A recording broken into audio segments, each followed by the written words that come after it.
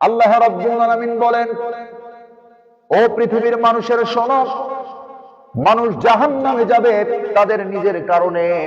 মানুষ কিন্তু অন্যায়ভাবে আল্লাহ রাব্বুল আলামিন কাউকে ধরে জাহান্নামের মধ্যে নিক্ষেপ করবেন না। আল্লাহ রাব্বুল আলামিন বলছেন, বান্দারে, জাহান্নামে যাওয়ার জন্য 4টি কারণ আমি কোরআনের ভিতরে বর্ণনা করে দিলাম। এই 4টি কারণ থেকে নিজেদেরকে বাঁচিয়ে রাখবা, আশা করা যায় তোমরা বিজয়ী হয়ে যাবা। জোরে কোন সুবহানাল্লাহ। 4 কারণের ভিতরে আল্লাহ রাব্বুল আলামিন বলেন যে ক্বালু লাম নাকু মিনাল মুসাল্লিনা ওয়া লাম নাকু নুতঈমুল মিসকিন। জাহান্নামীরা জাহান্নামে থাকবে আর জান্নাতীরা জান্নাতের ভিতরে থাকবে। এই জান্নাতী আর জাহান্নামীদের মাঝখানে একটা সময় দেখা হয়ে যাবে। দেখা হয়ে যাওয়ার পরে এবার জাহান্নামের মানুষগুলো জান্নাতীদের দিকে তাকিয়ে বলবে, কিরে ভাই, একই এলাকায় তো বসবাস করতাম, একই সঙ্গে ক্ষেত খামার করতাম, একই সঙ্গে বাজার ঘাট করতাম, ব্যবসা বাণিজ্য সব কিছু একসঙ্গে ওপেনিয়ান ছিল। আজকে তুমি জান্নাতে আর আজকে আমি জাহান্নামে। এবার জান্নাতীরা বলবে, আমাদের নেক কাজের কারণে আল্লাহ রাব্বুল আলামিন আমাদেরকে জান্নাতে নিত করেছে। জোরে কোন সুবহানাল্লাহ। তবে তুমি আমার এলাকার মানুষ, তুমি কেন জাহান্নামে এসেছো? জাহান্নামীরা বলবে, ও জান্নাতি মানুষ শোনো, আজকে আমাদের জাহান্নামে আসার পিছনে মূল কারণ হলো 4টি। জোরে কোন কয়টি? 1 নম্বরে তারা বলবে, আল্লাহ রাব্বুল আলামিন বলেন, ক্বালু লাম নাকু মিনাল মুসাল্লিন। জাহান্নামীরা বলবে, আমাদের 1 নাম্বার অপরাধ ছিল, আমরা দুনিয়াতে মুসল্লি ছিলাম না, তার মানে নামাজ আদায় করতাম না। যেই লোকটা বলে নামাজ পড়া লাগে না, যেই লোকটা বলে নামাজ লাগে না, এর চাইতে বড় শয়তান কি আর আছে নাকি বলেন? আল্লাহ তাআলা নিজেই বলতেছেন, রে বান্দা, জাহান্নামে যাওয়ার মূল কারণ হবে ক্বালু লাম নাকু মিনাল মুসাল্লিন। দুনিয়াতে যেই লোকটা মুসল্লি ছিল না, আযান শুনেছে মসজিদ থেকে, কিন্তু নামাজের দিকে না এসে উল্টা পথে চলে গেছে, এরকম মানুষ বুঝি আমাদের সমাজের ভিতরে নাই বলেন? আযান চলতেছে মসজিদ থেকে, আযান হচ্ছে হাইয়া আলাস সালাত, এটা কি মুয়াজ্জিনের ডাক না আল্লাহর ডাক বলেন? কার ডাক? আল্লাহ তাআলা বলছেন, বান্দারে, কল্যাণের দিকে আসো, নামাজের দিকে আসো, ভালো কাজের দিকে আসো। আল্লাহ রাব্বুল আলামিন ডাক দিচ্ছেন মুয়াজ্জিনের কণ্ঠের মাধ্যমে। আর আপনি মুসলমান, আযান শোনার পরে আপনার কানে আযান পৌঁছে যাচ্ছে, আর আপনি ওই সময় পর্যন্ত দোকানের ভিতরে বসে বসে সিনেমা দেখতেছেন, টিভি দেখতেছেন, গল্প করতেছেন, নামাজকে অবহেলা করে যাচ্ছেন। আল্লাহ রাব্বুল আলামিন বলেন, রে বান্দা, কাল কিয়ামতের দিন যখন জাহান্নামে নিত হয়ে যাবা, তখন জাহান্নামে নিত হয়ে যাওয়ার পর এটাই হবে তোমার জাহান্নামে যাওয়ার 1 নাম্বার কারণ। জোরে কোন নাউযুবিল্লাহ। তো প্রথম কারণ কি? প্রথম কারণ হলো নামাজ না পড়া। নামাজ কি? না পড়া, নামাজ নষ্ট করে ফেলা। তো নামাজ কখন নষ্ট করা যাবে না? নামাজ হলো আল্লাহ তাআলার একটা গুরুত্বপূর্ণ ইবাদত। জোরে কোন ঠিক কিনা? একটা জিনিস আপনি খেয়াল করে দেখেন, রাসূলুল্লাহ সাল্লাল্লাহু আলাইহি ওয়াসাল্লামকে আল্লাহ পাক মেরাজ করিয়েছেন, নাকি করান নাই? মেরাজ করিয়েছেন। এই মেরাজে নিয়ে আল্লাহ কিন্তু রাসূলকে যাকাত হাদিয়া দেন নাই, দিয়েছেন? রোজা হাদিয়া দেন নাই, হজ হাদিয়া দেন নাই। আল্লাহ তাআলা রাসূলুল্লাহকে ভালোবেসে ওই মেরাজে নিয়ে আল্লাহ পাক রাসূলুল্লাহকে কি উপহার দিয়েছেন? 50 সালাতান। আল্লাহ তাআলা প্রথমে 50 দিয়েছিলেন, মাইনাস করতে করতে শেষ পর্যন্ত রেখেছেন কত? মাত্র 5 ওয়াক্ত নামাজ আল্লাহ তাআলা আমাদের উপরে ফরজ করে দিয়েছেন। এটা আল্লাহ ভালোবেসে তার পেয়ারা হাবিব মুহাম্মদুর রাসূলুল্লাহ সাল্লাল্লাহু আলাইহি ওয়াসাল্লামকে আল্লাহ ভালোবেসে দান করেছেন। অতএব যদি কোনো মানুষ আল্লাহর সঙ্গে মেরাজ করতে চায়, আল্লাহর সঙ্গে কথা বলতে চায়, নামাজের বিকল্প আর কোনো কিছু হতে পারে না। জোরে কোন সুবহানাল্লাহ। এই জন্য জাহান্নামে যাবার 1 নাম্বার কারণ কি হবে? নামাজটাকে নষ্ট করে ফেলা, মুসল্লি না হওয়া। এটা হবে জাহান্নামে যাবার 1 নাম্বার কারণ।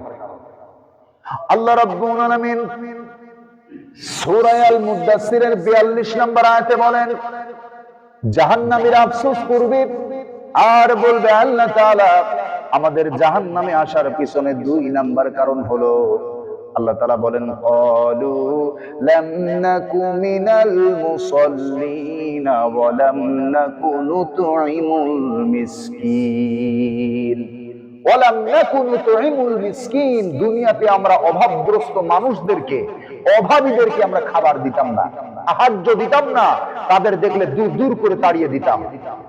আল্লাহ তাআলা বলছেন বান্দা, দুনিয়ার এই কাজ হবে তোমার জাহান্নামে যাবার 2 নাম্বার কারণ। কয় নাম্বার কারণ?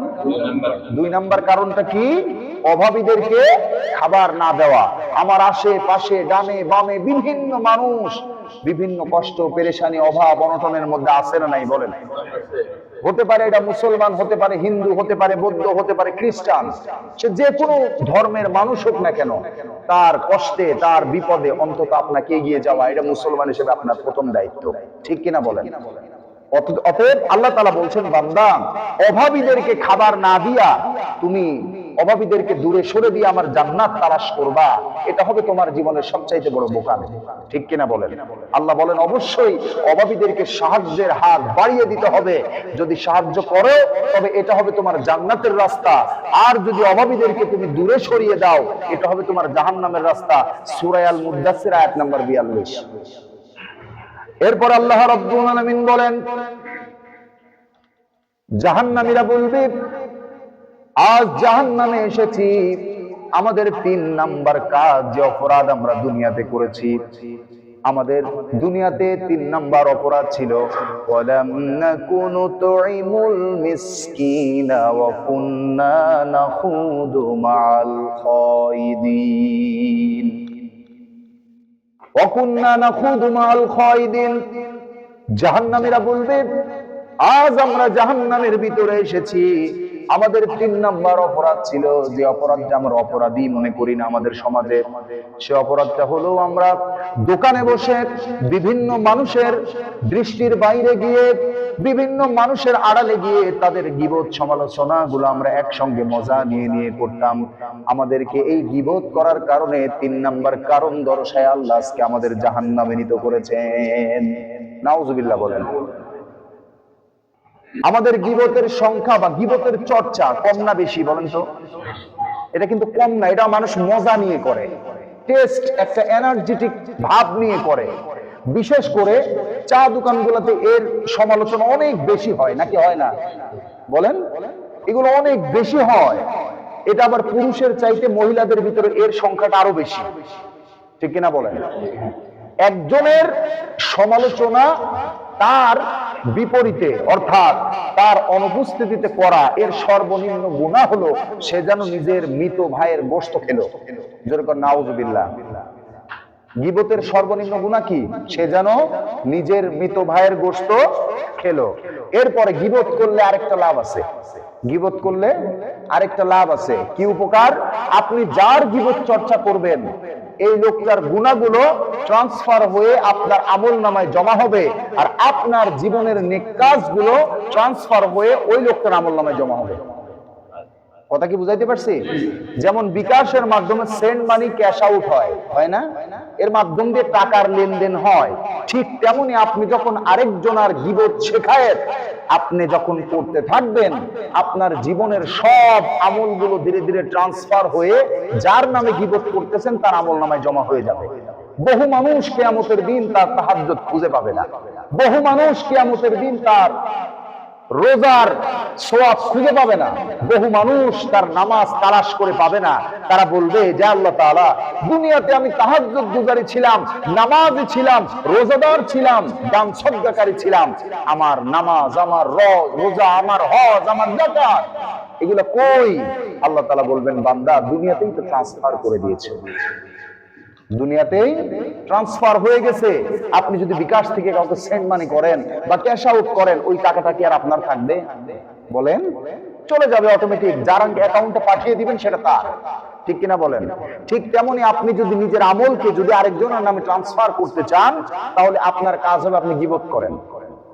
এই জন্য গীবত হলো মারাত্মক লেভেলের একটা গুনাহ।